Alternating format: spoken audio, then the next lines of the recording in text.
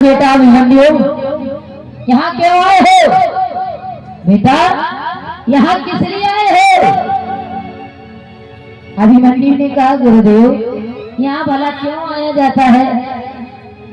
अरे नादान बालक, इतना भी नहीं जानता कि यहाँ क्यों आया जाता है। तो सुन, ये युद्ध क्षेत्र है, यहाँ युद्ध करना होता है, जान की भी बाजी लगानी पड़ती है।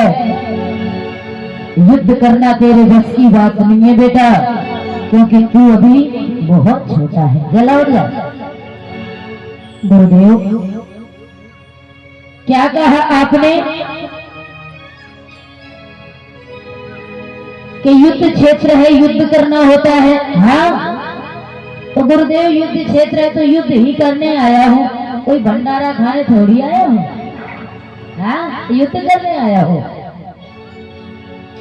अरे बेटा, युद्ध करना ये कोई बच्चों का खेल नहीं है।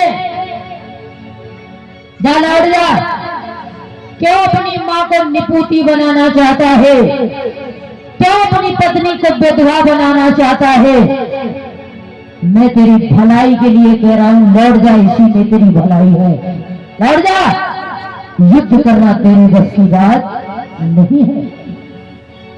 गुरुदेव आपने क्या कहा कि मैं बहुत छोटा हूं, युद्ध करना मेरे बस की बात नहीं है? हाँ? छोटों को कम मत समझना। कभी आपने बिच्छू देखे? बोले हाँ देखे हैं, बहुत से देखे हैं। बिच्छू होता तो बहुत छोटा है, लेकिन जिस समय डंक मारता है ना तो बड़े से बड़ों को हिला देता है। इसलिए छोटा समझने की भूल मत करना।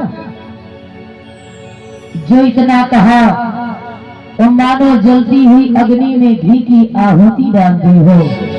भड़क उठे, मूर्ख बालक, मुझे चुनौती दे रहा है, मुझे चुनौती दे रहा है।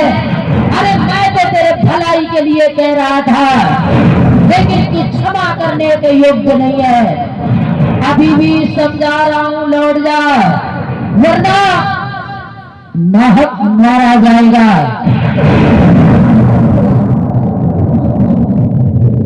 फिर आप इकट्ठे हुए पड़े।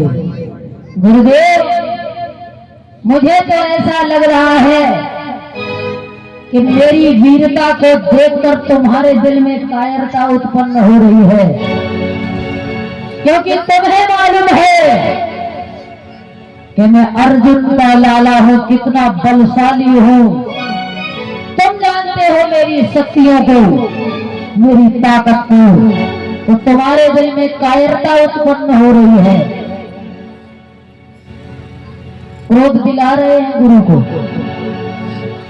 क्योंकि क्रोध में इंसान बलक्षीण हो जाता है, और ज्यादा खुशी में भी इंसान बलक्षीण हो जाता है।